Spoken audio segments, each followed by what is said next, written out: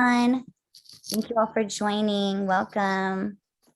Hi all. Thank you for joining. Okay, I can see the room is filling up quick. Good evening, good morning, depending on where you're joining us from.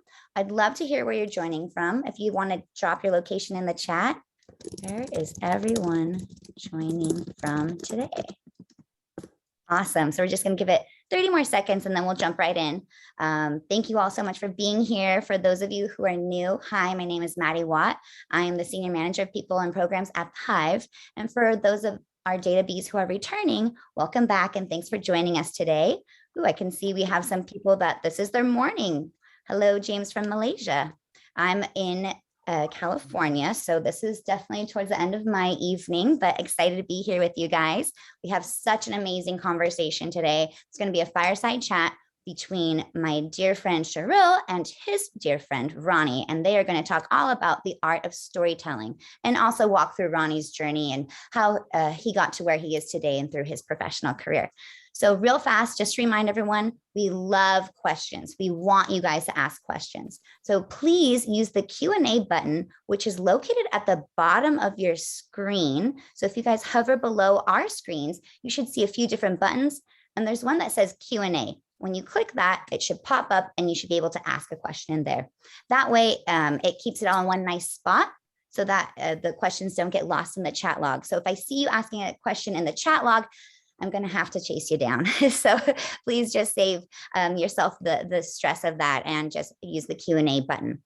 Lastly, this is going to be recorded. So if you are unable to stay the whole time or have a colleague that wanted to join but couldn't join, this recording will be automatically sent out to you tomorrow and you can share it from there. Okay, awesome. Thank you guys so much. And without further ado, we're going to jump really quickly into what the Hive think tank is and what the Hive does before we go right into our conversation. So I'm going to start sharing my screen and I can see everyone sharing their locations. Thank you all so much. All right, so just give me 1 minute here, folks. Okay. Thank you. All right, can you guys see my screen? Ronnie, Shahril, can you see it okay? Yep. And it's moving. All right, awesome. Great. So again, thank you all for being here today. We're so excited. This is going to be a wonderful, wonderful conversation. We're going to jump right in, but real quick, what is the Hive think tank for those of you who are new? It is an ecosystem of entrepreneurs, corporations, and thought leaders. We are bringing you events about every other week, although sometimes we like to double up. So this week we have 2 events. We have one tomorrow morning and you will see the slide for that and I will drop the link in the chat later. And we also have 2 events next week and I will drop those links as well. So please sign up through our meetup page if you want to stay up to date on all of our events. We are trying to host these conversations about thought leadership around innovation, technology, digital transformation, AI, all of these sorts of things, and startups and entrepreneurism. So we are lucky to be joined by Ronnie today as he can share his experiences as well. And thank you to our sponsors. We really appreciate all of our sponsors. And if you want to learn more about becoming a sponsor, you can go ahead and email me. I will drop my email in the chat as soon as I'm done sharing my screen. Okay, so tomorrow morning, if you're in the US, maybe it's going to be in the middle of the night for those of you who are on the other side of the globe in Southeast Asia. If you would like, though, you can always go ahead and register for our events and you will get the automatic recording the next day, even if you can't make it on. So just a thought for you guys if you can't join because it's going to be in the middle of the night. So this will be a panel on how computer vision applications are transforming the industrial segment. And we will actually have moderation from TM Ravi, who is the managing director and co-founder of the Hive. And then we will have a very special event next week. We're actually going to focus on wildfires and the technology that is being innovated to help fight those and create really unique solutions to what is becoming an increasingly alarming problem for all of us, not just those of us in California, all around the world. So if you're interested in that sort of thing, that will be next Wednesday at 1 p.m. And then we will have another event next Thursday, and that will be at 10 a.m. Pacific time. And that is data sharing for data science. This is going to be a very interesting event about how by sharing data and sharing data sets and using what don't seem like connected data sets, you can essentially create a much more robust solution and product for either your companies or whatever it is that you're working on. The more data, the better. And also, how can we share that, use that, and kind of create a culture around data sharing? Okay. And lastly, I'm going to just briefly mention what the Hive itself does. So the Hive is a co-creation venture studio. And what that means is we are helping create companies for AI-powered enterprise digital transformation. We focus on AI in the enterprise, digital transformation, blockchain, privacy, security, all these sorts of different things. And we help build out these startups, and we fund them as well as grow them in-house. So it is a very special sort of thing. And we've been fortunate enough to open up all around the world, which is why we are being joined tonight by the Hive Southeast Asia. This briefly kind of goes over what we do, what enterprise and industries we go into. We're very thematic in our focus, and we also leverage different technologies. So we definitely spend a lot of time on Industry 4.0. Tomorrow's conversation around computer vision in the industrial segment, that will definitely be under that umbrella. And we just do a lot of things generally, insurance, financial services. So we're trying to always have conversations about cutting edge technologies, as well as building out those cutting edge technologies. And just to show you guys the Hive's global footprint, we are proud to be here based in Palo Alto. That is our headquarters.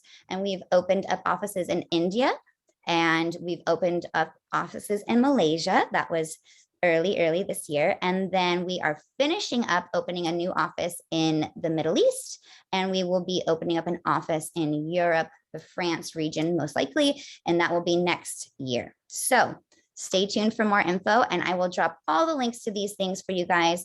Without further ado, my dear friend, Shahril Ibrahim, who is going to explain what the Hive Southeast Asia is all about before he jumps into moderating. Shahril is the Hive Southeast Asia's managing partner and founding partner. Thank you. Thank you, Maddie. Fantastic introduction. And let me tell you a little bit about Hive Southeast Asia. So we're the newest member of the Hive family. As Maddie showed, we have a global footprint, and we concentrate on venture building and venture capital investments. We're a member of the Penjana family of funds in Malaysia, and our goal is to strengthen the VC ecosystem and invest in exciting young startups in Malaysia. We support the ecosystem in a number of ways. One of the ways is, of course, through the think tank, which you're here today, and through thought leadership. We also engage with other accelerators and incubators, federal and state innovation agencies, corporates, but most of all through the entrepreneurs. So very happy to be here today with Ronnie. And before we begin, since we're all in slightly different time zones and spaces, some of our audience is in Malaysia or in Asia in the morning, and here in California, we're entering the evening time. Maybe let me set the stage a little bit so we can all be in the same mind space, so to speak. So perhaps first a deep breath, everyone. So let me set the stage. Imagine we're in a small coffee shop, maybe your favorite coffee shop. It's a small, intimate setting. It's raining or cold outside. And we're sitting with a few close friends, hopefully staying warm and sipping our coffee as the storm and rain blows outside. So now off to begin. So Ronnie, I'd like to welcome you to our think tank and on the art of storytelling. Hopefully this session will give some insights to our ecosystem, our entrepreneurs, our investors, and on the art of storytelling. But before we begin, I'd like to maybe, you've been very successful as a writer and director here in California, and you've done many, many amazing projects. At Pixar, you were the co-director for the movie Inside Out. You were heavily involved in the movie Up, and but I know you more as a storyteller, able to convey information in a warm and accessible manner. But your background, you started from very humble beginnings in the Philippines. I'm wondering if you might be able to share your journey that took you out here. Sure. Well, thank you for having me. Shahril, this is awesome. I would love hanging out with you. And thank you to the Hive for having me, and to all of you for showing up. As you can tell, I'm hanging out here in this nice little lodge. Looks a lot like the place that Shahril's hanging out in. So yeah, humble beginnings. That's pretty. That's pretty. Kind of. That's like storytelling right there, right? It tells you, oh, let's wind back time. Let's go back into the past. And for me, it's kind of a little journey because I'm a little long in the tooth. I grew up in the Philippines. I was born there, and I felt like I had an amazing childhood. But my childhood was really punctuated by watching TV and typhoons. Typhoons are kind of like the things that arrive regularly, and it causes all of the coconut trees and the power lines to sway rather violently. And it actually is a time that I really love, at least for me, in terms of nostalgia. I like imagining myself being in the middle of a typhoon, sitting at home with my parents. Maybe I'm reading a book or just listening to music, and then I just feel so comfortable, at ease, and it feels like home. Not the same kind of setting for most people, but that's where I come from. And from there, I had always aspired to kind of join the people that I see on TV. TV is my main obsession when I was a kid, because all those fantastic shows, sci-fi shows, scary shows, adventure, but most of all, it's the wonderful world of color, which is the show that was hosted by Uncle Walt Disney himself. So all I've always wanted to do was just watch TV and join the people that's inside the TV. But as you can probably all surmise, living in the Philippines, it's not like living where Uncle Walt is, or the people on the TV shows that I watch, which are American programming. So I've always wished that I was there instead of where I was. And then one day, after a long struggle, a difficult struggle of growing up and then trying to find your balance in a world that's not quite easy, life's full of challenges, finally managed to migrate to the US. And I was already turning 30 and already have a small family started. And I fell into animation without meaning to, because I didn't study animation. I did not study how to be an animator, but I fell into it. And because I love drawing, I love reading, and a lot of those skills translated into me being able to jump into animation.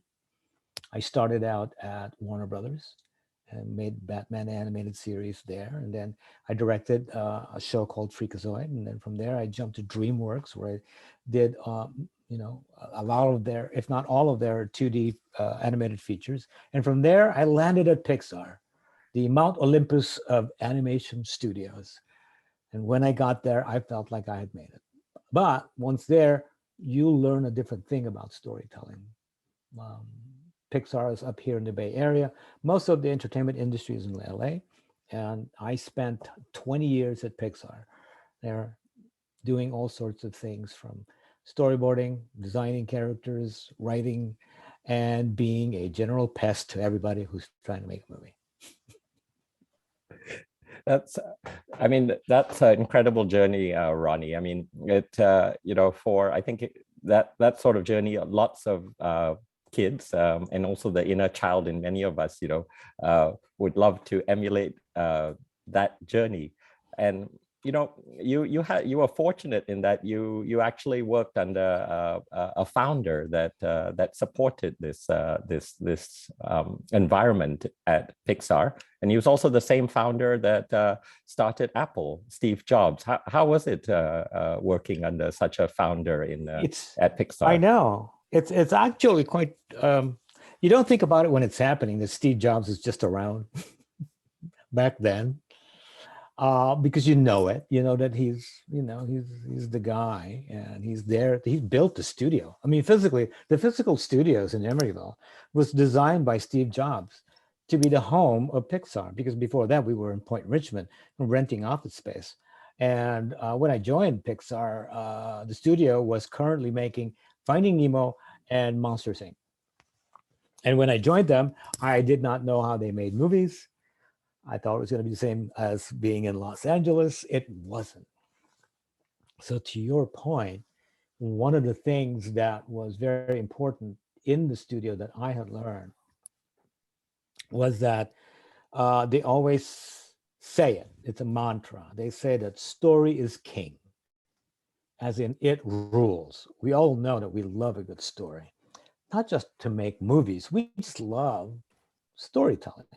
That's what it was. But you don't understand that until you join the company, because a lot of companies that you could be part of are about products, things that could sell, things that would be welcome in the marketplace. And you can hear it in the way that who they value in terms of kind of like what gets rewarded as a behavior.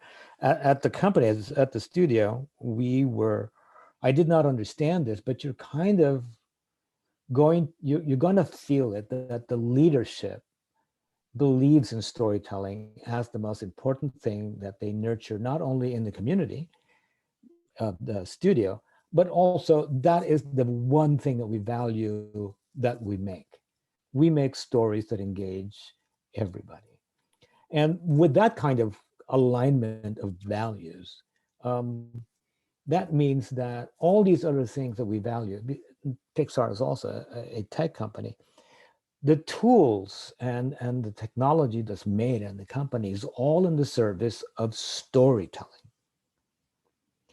They don't make those things just to kind of make things or make things feel clever or useful. They're there in the service of storytellers, such that when there are people who are developing technology, the first thing that they want to do is like, how can we apply this to the stories that are being made in the studio? And that's how it was. And you prove it to yourself too, and just in the everyday, when you are milling around a studio whose center is storytelling, that everyone actually has storytelling as the way that they communicate, the way that they talk. And also what gets rewarded as kind of the behavior of being a storyteller, not only in meetings and in ways that to be more efficient, we communicate to each other as storytellers, no matter what we're making. It could be technology, Yeah, efficiency, and that's all it was. So the culture fostered it, and a lot of people look at studios as a technology company, and in some sense, Apple was actually is a story company as well. In its products, and great brands do this. It's the story behind a product. It's not just a product. It's not just a pen, or it's not just a computer. There's a story behind it. I know, because I used to be in advertising. That 1984 Macintosh ad was so groundbreaking in that it was an ad for a computer, a desktop computer, but they weren't talking, the visuals was not talking about the computer. Yep. It was talking about, it was storytelling, because it was 1984 was what it took after, but it also made you feel something. Right. So the thing that I understand about, at least for me as a student of storytelling, and also having come from marketing as well, is that when I engage an audience, whether I am trying to promote a product or actually just straight up storytelling, is that my game is about trying to elicit an emotion from my audience. It is the only thing that we want to do, because there are the most practical thing that a computer does for our life is to be practical, useful.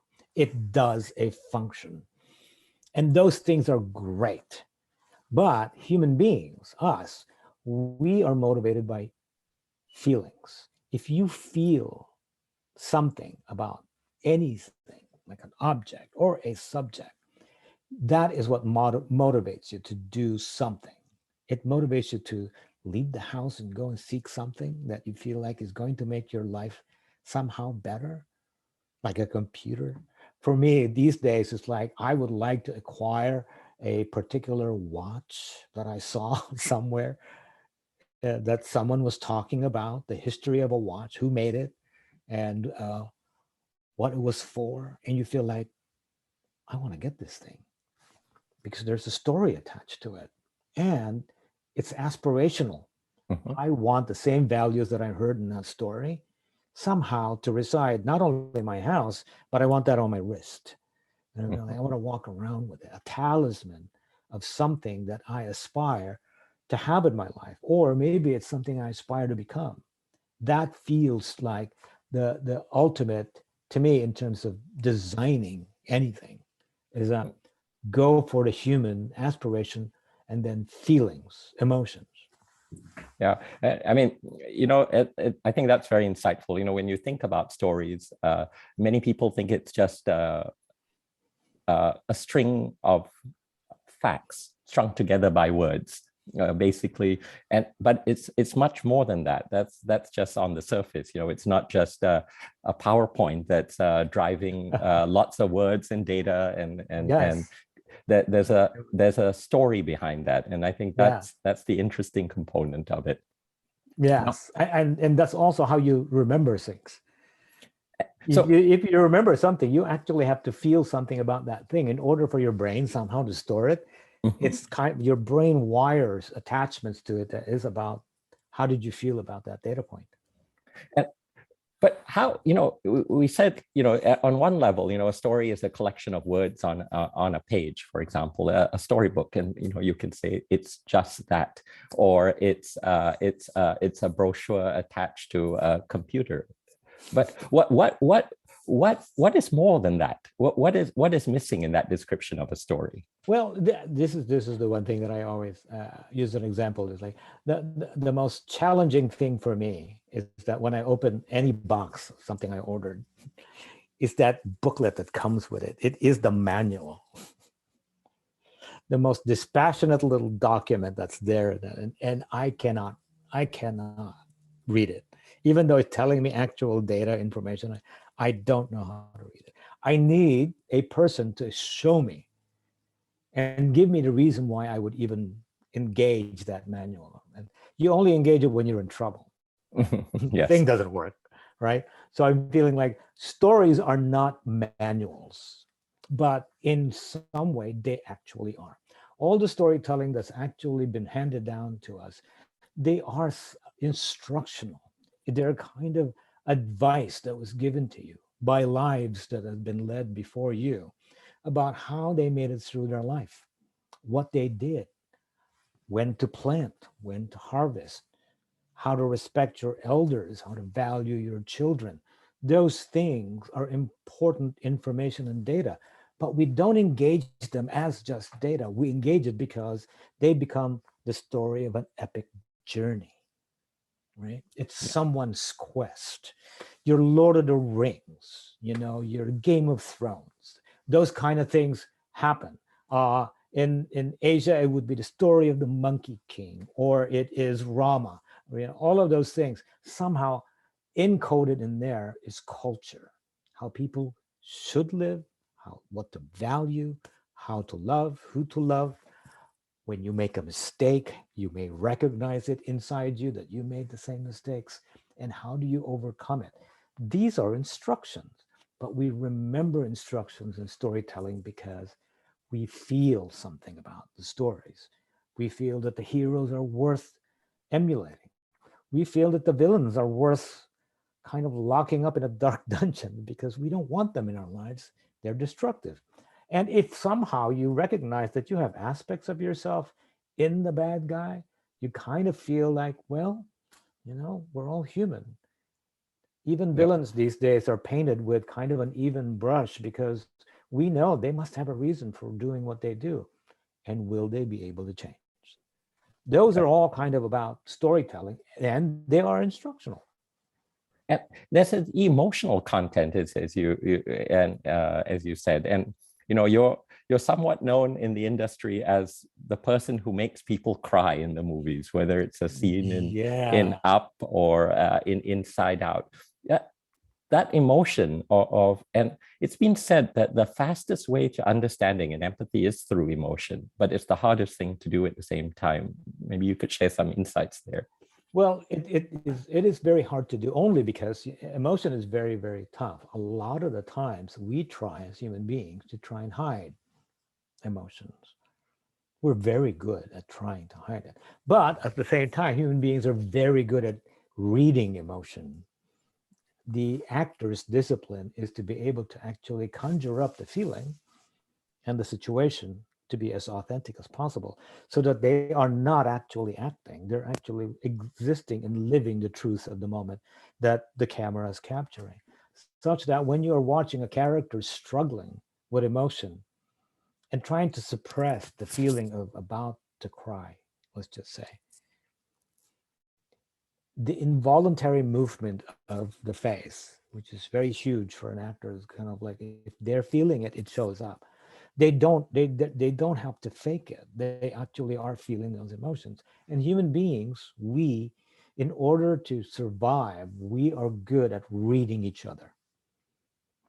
This is the way that at least we understood it when we were making Inside Out, that the idea of emotions is to be able to convey to your own tribe, your own family, that you are either okay or not okay.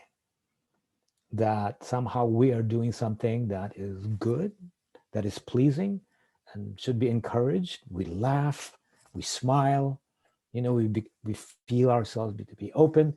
And then also during challenging times, emotions allow the body to prepare for action. Your blood pressure rises, there is blood rushes to your legs in order for you to flee. All of those things are physiological responses to challenge. You cannot control those. Emotions allow you to feel something because it feels that this is what's facing you right now. And because of that, we are really good at trying to read it and feel it, because that will help you survive. Emotions are a way for you to remember. Emotions are a way for you to react. Emotions are also what makes us humans to each other. We can relate to each other's through emotions. And stories are powerful in that on one level, on the surface level, there's a sequence of words or a video or someone talking to you that these words come into your mind. I know. And somehow you feel something from inside. That's an art, and that something inside makes you act or perceive something in a different way. Yeah. And when we are designed like that, we have something that called a mirror neuron is buried deep inside our heads.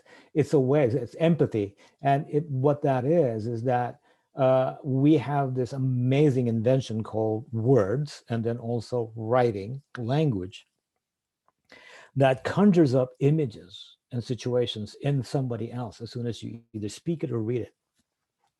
It is the most magical invention that you can pick up a book in a bookstore and flip through the pages. And all of a sudden, you're not standing in the middle of the bookstore. You're transported someplace, and you are someone else.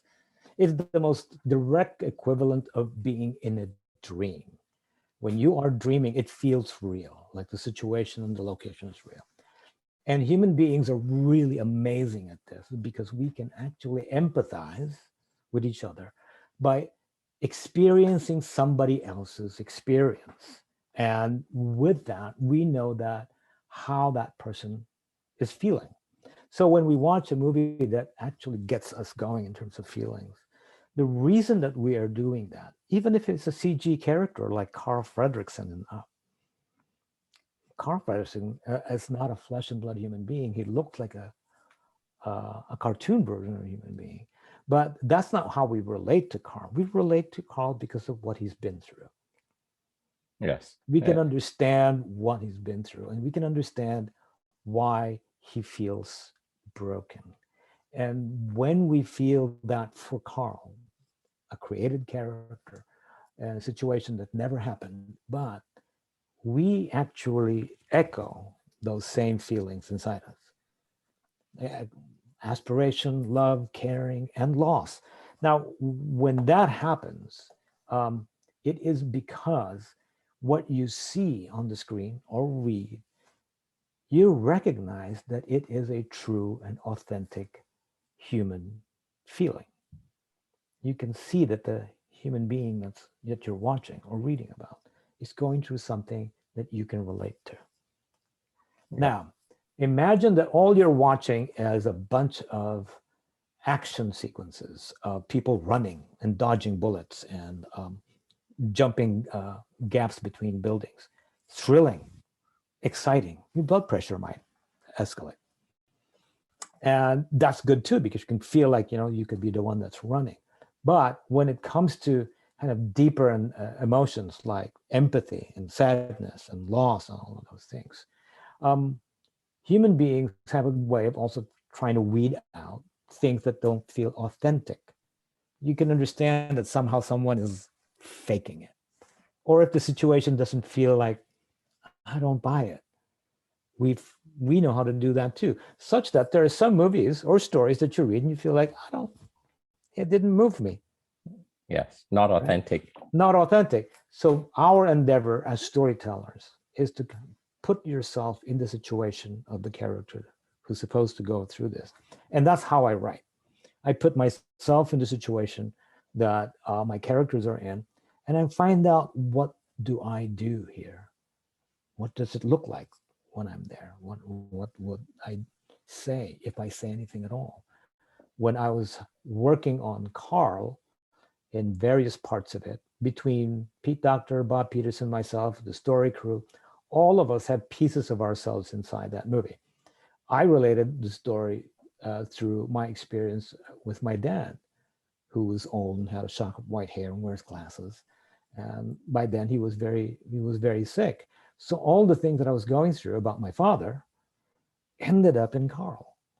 So all the things that I make in the movie Up was colored by my experience of somehow trying to reach my dad, who couldn't speak anymore, and then trying to make these scenes be somewhat an homage to him. And it's about my ideas of him. And thank goodness that those things translate into the movie in so many little ways that people may have been recognizing those things that when they watch the movie. Because it is a common experience in some sense, caring for an elder or a family member and so on and so forth. You touch upon authenticity, and in some sense, that process of making a story is cathartic. You're actually investigating yourself. And when we meet startups, a lot of startups, we often ask, why are you doing this? And I think that authenticity has to come through, the reason, and otherwise the story doesn't quite hold together. I think it's very similar in that sense. Yeah, I think so. I mean, we make movies wherein we try on many things, and then the next thing you know, it's like the movie doesn't work or it doesn't affect you. Yes. Because especially in the very early stages of making a movie, you throw in what you believe is what they call obligatory to a scene about a person who's lost a dear person in their life. And you put in all the behaviors that you think that character might go through. But we haven't invested enough yet. Mm-hmm. It feels like, he's sad. Yeah, his life is a little dreary right now. But because we ourselves are not invested yet in the character, or we haven't put a lot of actual thought into how to make Carl an authentic person yet, it rings hollow. Yep. And it doesn't stand to investigation. When you put it into everybody's eyes, it feels like, that works. You don't want a movie where I'm kind of like, got it. You don't want that. You want people one way or another to react the way you want to react. So when we finally have been able to tell Carl's story, it was a number of years of working on Carl. We needed to not only be worthy to tell Carl's story, but we needed to get out all of those obligatory things out of the way. And get all the skill out of the way, all of your efficiencies out of the way. The only thing that's left is the truth. Ah. It is it's a complex and difficult process. And Yes, and I think it's worth it to be able to actually put yourself through that, because it's very hard to keep, as it's like artificially propping up something. You keep Mhm. saying that this is going to be good, Yes. but the And thing is that in investigation, I can't stand in front of audiences to say this is going to be good. mhm. Either watch it and feel something or nothing. Yeah. That's it. You can't control it. That, to me, authenticity and your sincerity about anything is the litmus test about what you make.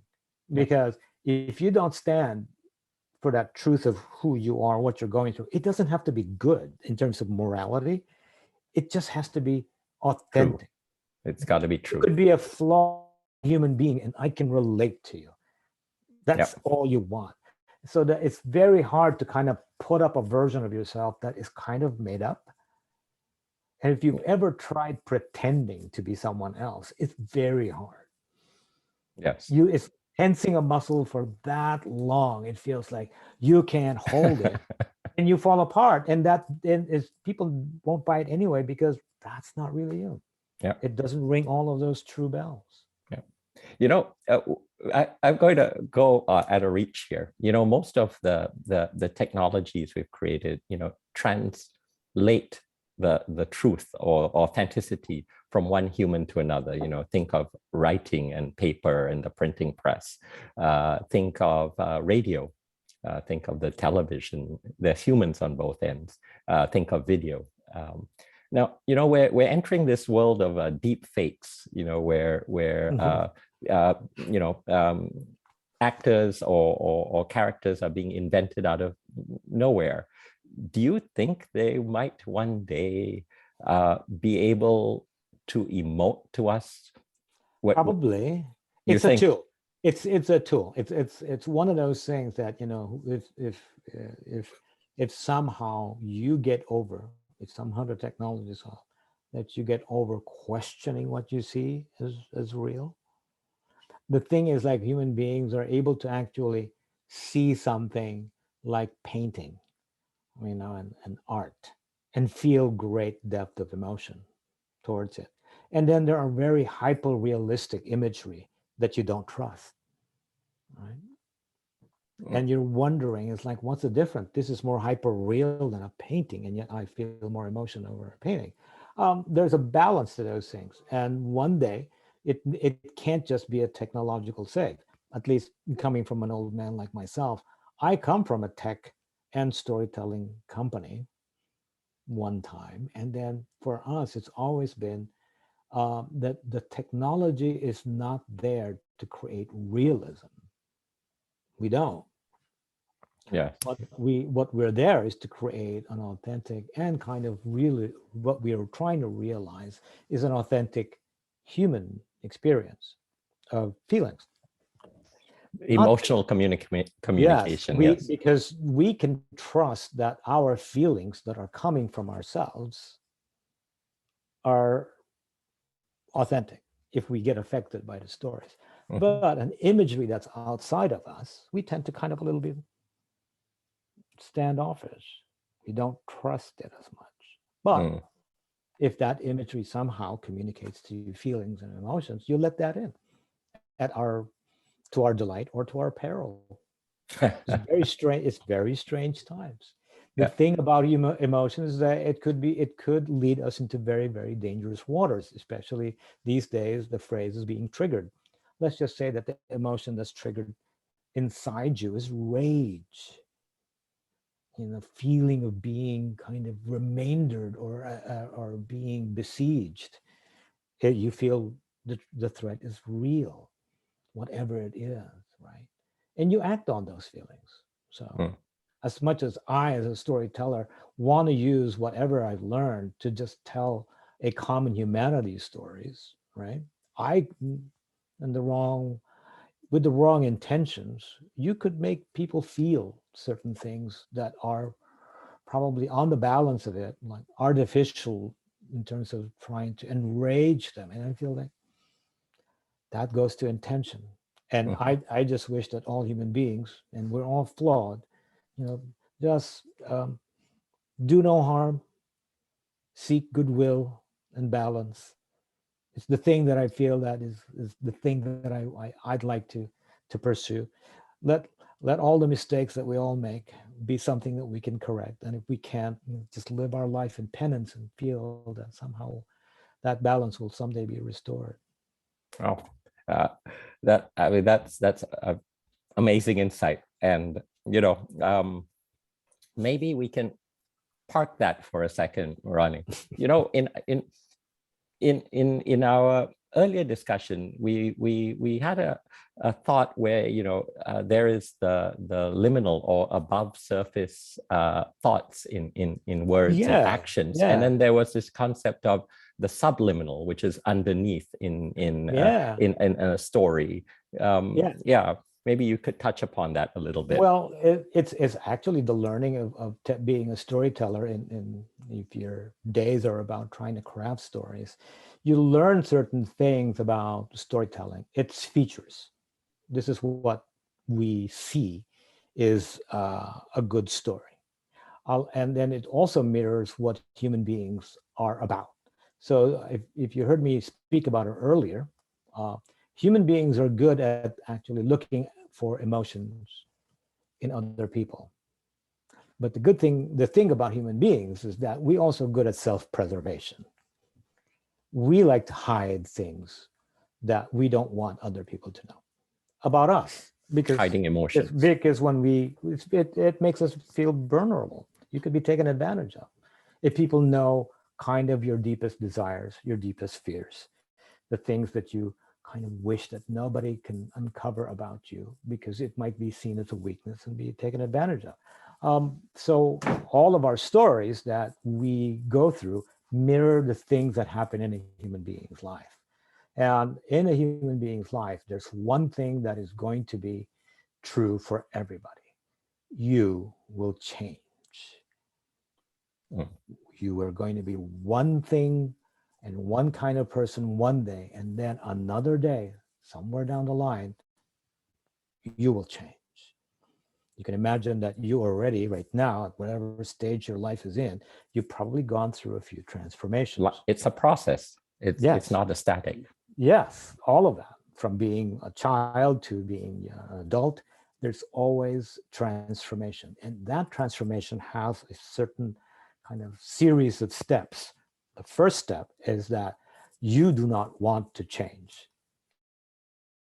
Of change. Yes. In the story of change, your idea is that my life is fine. I built it and it's put together with Scotch tape and staples. Let it all hang together because I'm good at it now, finally. And then what appears on the landscape is something that threatens to change it. And the first thing that you do is not only to resist it, is you're going to say, it's like, I do not need this. Life is fine, right? And then, of course, just like any story, at the end of the first act, you usually understand that, right? No matter what Neo says at the beginning of the Matrix, you're going to go and swallow one of these pills and you're going to go down a rabbit hole. That's what's going to happen. In that situation of the first act, it's usually quite, how do I put it? It's active. It's somewhat, it's an upheaval. You are going to be thrown out of your comfort zone. And then when you're thrown out of your comfort zone, you're going to be feeling like, I don't want to be here. I'm going to want to crawl back. So the feature of that is that you are living above board, the liminal. Everybody can see you in your first act story. They know who you are. Your life is put together by Scotch tape and staples. Yes, that's you. And then you go through an upheaval. The second act of every story happens wherein you are in turmoil. And the first half of that, you're struggling to come back to balance. But you're not going to be successful because the upheaval has thrown you too far off of where you used to be. The next half of your second act is when you are off balance. Now you're struggling, you know you're not going to be able to come back.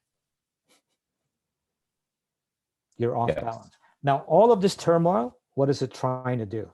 Again, the word is liminal. That means everything is above. Subliminal, the things that are hidden. When there is turmoil in your life, what happens is like the emotions underneath, the things that you're trying to hide, the truth about you breaks through. What is subliminal issues Becomes form. liminal. And then once it's up there, you have to deal with it. This is your new challenge. Do you accept this new challenge of you, that there's going to be you, or not? And usually the transformations are very, very small. You just need to accept something that you had a hand in making. In Toy Story, Woody just had to understand that the reason that all of this happened, it's not because of Buzz Lightyear showing up. It was because he just wanted to be Andy's favorite toy. And he wanted to hang on to it. With Buzz showing up, it looked like he wasn't going to keep that. And when he struggled, he caused all of this mayhem. But until he has this moment of saying, I wanted to be Andy's favorite toy, the curse is lifted. He's transformed. He said the magic undoing of the curse. He accepted the fact that this was my flaw. And then because of that, what was subliminal, he spoke it. It is now part of his true self now. And it no longer has power over him. And he can overcome whatever obstacles are happening. Your subliminal life is usually there experimenting with a new version of you. At some point, you become this very ripe person that needs to explode into the scene. And it'll be an upheaval. You will struggle and you will have a difficult time. You won't be able to recognize it. You will deny it many times. And yet it is the new you. And it is struggling to come forth and stand in the sunlight and essentially help you through the next stage. And that's why it's going to be like that. Our stories are like that. And it's a constant reinvention. It's almost like a circle of the subliminal becoming the liminal and the new subliminal. Well, there are other truths that you still are still kind of germinating underneath, right? And that, yes.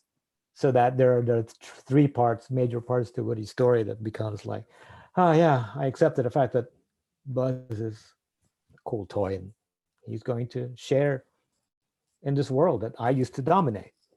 You know, he understood that, but he has a larger story to face. Andy, yes, he's going to grow up. Yes, yeah. It's still the most important character in Woody's life. So it's still another challenge. He's not prepared to do it. None of us as parents are. And that's the way that is. Yeah. Insightful. You know, a couple of very deep topics, actually. You know, you yourself are transforming today. You've left Pixar and you're off embarking on your own projects. And, you know, you have traveled to Southeast Asia a number of times. And, you know, I'd love to give a shout out to our good friend Hasnul, who introduced us at MDEC. And I think he's in the audience. And also, Hi, yeah. Hasnul. How are you doing, buddy? Yeah. And yeah, I would love to learn a little bit about. Well, it is all Hasnul's fault. We met in China. And I had to speak very cryptically of the movie that I was working on, and he had to try and find out. I wonder what that Pixar movie is. Anyway, that was really a fortuitous day. Hasnul's a good guy, and you know, I can't wait to see all you guys back in KL. It would be so fun to hang out again. Yeah, my current story is, and I always believed this. I always told Pete Doctor, who's a good friend of mine, was like, you know, we tell the stories that we are kind of living through at the moment. No matter what it is, you could be making a story about, you know, kitchen appliances. It'll still be about what you are personally going through. And, you know, if you were a new father, you'd probably make a story about, you know, a monster who's going to be saddled with a little kid and don't know what to do with, right? And if you're Andrew Stanton, who's got a young boy who's always trying to get himself in danger, you probably make Finding Nemo. Those are the truths of what those writer-directors are doing, and that's what the movies are about. And that's why I told Pete, you couldn't make Monsters, Inc. now, because that's not you anymore, right? And to me, personally, what I'm going through is because I did travel Southeast Asia. I was looking for the stories in Southeast Asia, hoping to churn out a product for a studio.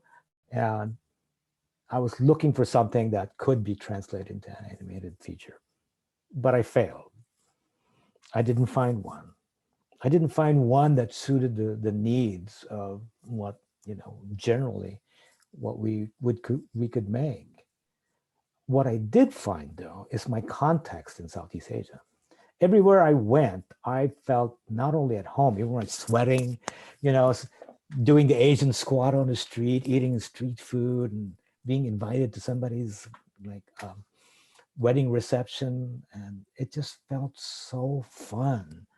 I traveled most of Southeast Asia and some countries 3 times, 4 times over, because I was just addicted to this experience of loving where I was, including so many trips back to the Philippines. I love the temperature, the sights, the sounds, the feeling. I felt like I was at home. And no matter what country in Southeast Asia I went, people looked at me no different than they look at their brother or sister or neighbor. They largely ignored me as if, and then welcomed me as well, because I don't look like a tourist. I look like everybody else. So when I came back from that research, I told them I didn't succeed in finding something, but instead, I found a piece of myself. It's the piece of myself that I denied when I was a kid, because all I wanted was to be in the US, to speak English as Americans do. But now, this late in my career as a storyteller, it's the only part of my life that I haven't spoken of. And because of this journey to Southeast Asia, I saw so many amazing things. And it's mostly the culture and the people. And it's not only that, there is a version of Southeast Asia that I love visiting, and it's history. It's when all of us in Southeast Asia used to be connected by trade routes, exchange of ideology, our songs, our musical instruments, our swords, the way that we wear fabric, our gods, our entities, boats and ships, universes. We shared all of those things before colonists arrived to carve us up. And I love that idea that there was a time wherein there were no country nation boundaries between these countries. And that when I'm in different countries in Southeast Asia, I can kind of understand what people are talking about, because the language base of Austronesia kind of links us all. And I'm like, man, I belong to this humongous part of the world. And I'm wondering, what do we do with this? This joy, celebration, this kind of intrigue. What a rich bounty of stories. So that's what I'm doing. I'm at Netflix and I'm fashioning a story that is based on Philippine lore and mythology, but it's really about me. Mm-hmm. Yeah. It's also, it's interesting you touch upon the people of the archipelago. I mean, prior to colonization, obviously there was, trade, travel, connections, and others. We could go off into a whole different topic in that area. I know. Just like when we're hanging out, especially, having chili crabs with Hasnul and durian with Shahril. Oh my God, and this guy. Yes. Right. Well, maybe a couple of practical, perhaps maybe one thing for our audience who also includes entrepreneurs and others in the ecosystem. What advice would you give for these young people in trying to build whatever they're building? Building a movie is not very different from building a startup. What advice would you give in being able to convey their story? I think those two are very similar, but I have not actually done a startup. I can only speak in movie terms. In movie terms, when we're trying to make a movie, the one question, there's only a couple of questions that they ask, and usually the most annoying one. The question to us is like, what is this movie about? And then, why are you telling it? What is this startup and why are you the one to do this? Yes, those are the questions they ask every time. And it's a formula to make a good movie. It's not a movie to make a great, it's not a formula to make a great movie. It's the first thing that you ask to get you started. It'll land you in deep water where you'll always be asking, what is this about? And why are you the one telling it? And then you keep asking that, the deeper answers show up, but you really have to get yourself deep in the trouble of pursuing it. If you've answered, what is this about? And why are you doing it? The truth has to be what shows up, and it has to consistently keep showing up, and you recognize what that is, then that's what you make. And who's going to deny the truth that you stand to do and make? Yes, right? Exactly, to the truth of the matter, and you will get people around you. I have one question from one of the attendees. You've worked in a number of organizations. How do you, how would, any advice on how one would respond to an organization that doesn't seem to appreciate storytelling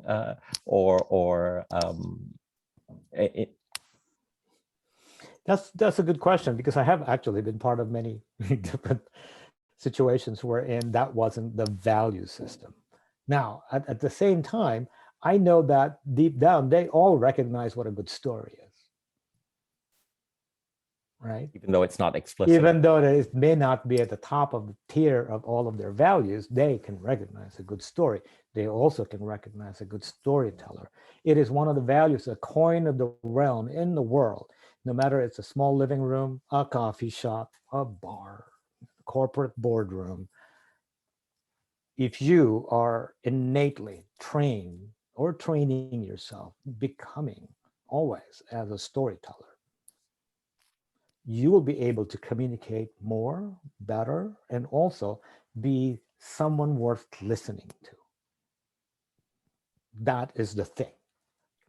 You don't have to shout, you don't have to force people to do it. Just when feel like people want to quiet the chatter, I like what's being said, and you listen.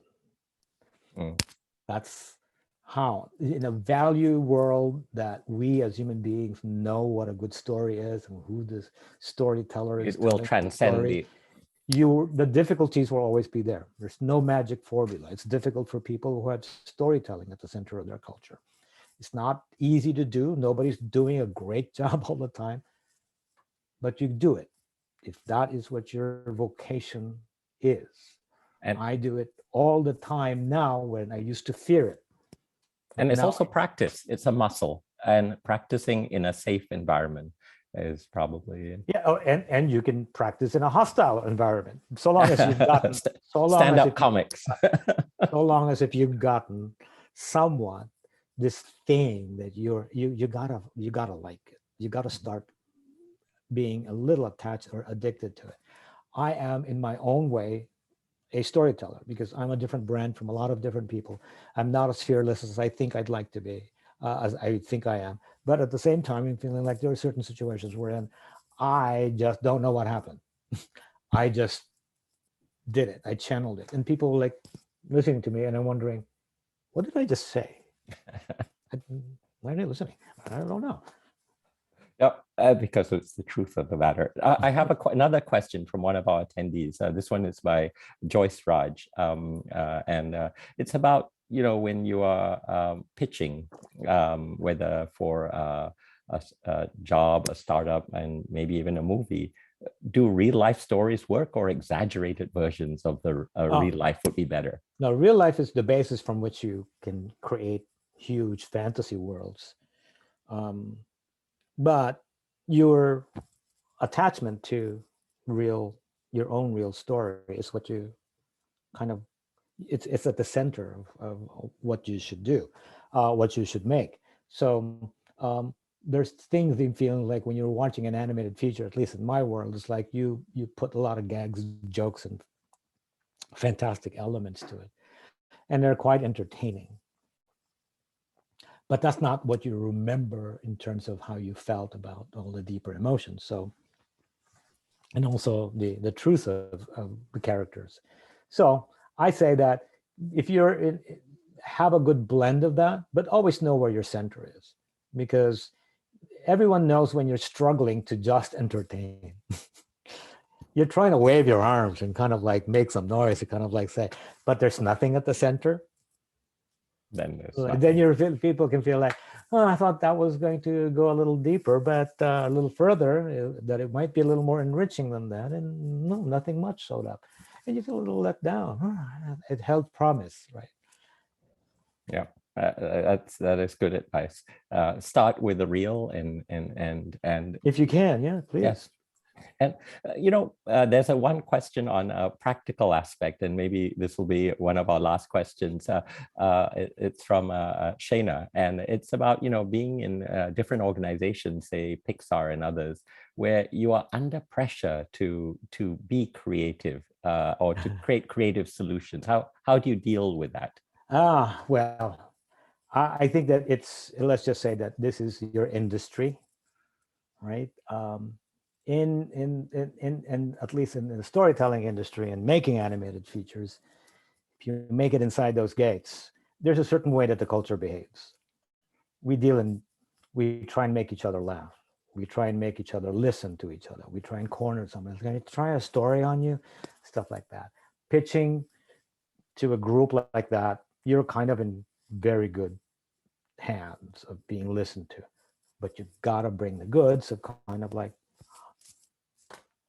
so the culture has to support. The culture has to kind of feel like, oh, you're playing what is essentially our sport really well. All right, you have to be doing this every day so it doesn't feel like terrifying. Why is it terrifying? Because you're not doing this every day. It feels like, oh, there's a lot at stake. Yeah, but you're also doing this every day, right? And you're really pitching every day to everybody you meet, right? Yeah. You're telling your story at a drop of a hat.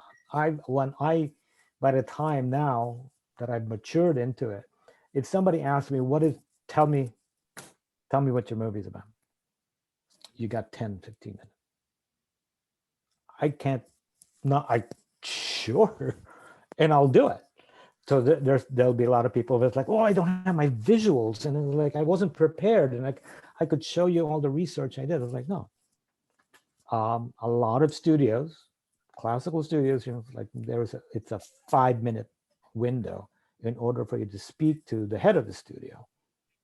Do we want to do this story with this producer or not? With this director or not? What's the story? 5 minutes there. And you're walking or you're either walking or the person's on the phone trying to listen, like what is it? That, I've heard this from former studio heads. It's like there's billions of stories, and this is a high level of the industry. A good story will be able to be communicated in terms of its value in that short of time. You can't do it all the time because it takes some practice there, but I can give 15 minutes, give me 20 right now, and it kicks in. I don't memorize my stories. I know my stories. And you have to be true to it. Yeah. And it's built on a lot of things that is me, so that when I am able to pitch it you could put me in a merry-go-round and then hop me off, and then now, okay, I'll do it because that's what I do. And I know the story in terms of why I want to say it, and then why am I the one to tell it? And then it just falls out of you. And when that happens, it means that, hey, this is your sport. This is also who you are. And that this is the most fun thing that you do if somebody wanted to tap you on the shoulder and say, tell me the story that you're making. I thought you'd never ask. I think that's a great advice for startups, in that everyone depends on visuals, the products, the demo, but in some sense you should be able to tell that story. Yeah, you should be able to. Yeah. And most pitch sessions are 5 to 10, 15 minutes. And you lose anyone's attention. Imagine all the TED Talks are longer than 25 minutes. They're not. They're not. Yeah. They're just not gonna. No, I'm saturated. This is all amazing. Yeah, but And it You has can do a TED Talk shorter, even better, right? yeah. For me, it's like maybe 15, 20. I got a movie pitch that I've been living with. This is what I am. I was like, let me tell you. And usually because I'm telling it like that in front of people, either standing or just turning around like that, I've honed it to myself that all the extraneous little asides have gone already. It's not a wasted thing. And it's natural. You're not kind of, because it's memorization is like, oh, I forgot that word. What is that? And you're Yeah. stuck. No, if you're living the truth of the story, you're just going to say it as if it just happened. You're just telling Just this. now. You know Yeah. what happened? I was standing in the corner and this bank got robbed. The bank robber handed me a bag of money. And the cops came after me and told me I'm not the guy who robbed the bank. Just happened, dude. And you're telling people, right? It's real. It's real. Just happened. And you know exactly what happened. That's your story. The story I'm working on right now is a live pitch. No preparation that is needed in terms of like, if you want to get your foot through the door, like stick it like that. Or it's like, can I get 20 minutes, 15 minutes? I've been pitching with no visuals as my comfort level, because I learned that that's what you get. Yep. That's all you get. And then you're lucky to be able to do it. And usually it's a good test that your story is worth telling. Yep. Oh, it's actually, that's good advice for some of the startups and entrepreneurs, in some of the incubators and accelerators that exist. It is a little bit collegiate, and, one could practice telling the story to one another, see whether it resonates and is it true. Well, I'm always practice pitching when I'm building a story. I look for fresh victims. You haven't heard my story. It's like, oh, okay. You got 15, 20 minutes. And then I'll practice with you. And it's like, give me some notes, notes. Okay, all right, good. That was too digressed too long. Like, okay. No PowerPoint, no visuals. No, I come from drawing. I used to pat myself on the back that I can draw anything. I can paint anything, draw anything. I don't do that these days. To me, drawing feels like, oh God, I love drawing and I still do. But it feels like I'm faster if I can just tell you the story. No, that's good advice. Ronnie, I wanted to thank you for your insight there. You touched upon a couple of deep topics, which we could go off onto a whole different tangent, but I appreciate all the insight, and I think all our audience does too. Mackie, any last words? No, I just want to thank you, Ronnie, so much for sharing your story and also for sharing the art of opening up to emotions and empathy and communication and making sure that you're being authentic. There's so many wonderful points that you touched on. So thank you so much for that. Of course, thank you. And thank you to our audience members who came out today and stayed on, even though we went a little bit over. Thank you guys so much. Hope to see you at our future events. I did drop the links in there, and just remind everyone that this event recording will be emailed automatically to you all tomorrow. So thank you all so much. I had a pleasure, and I hope you guys did too. Thank you. All right. Thank you, everybody. Good night and good morning for everyone. Yes.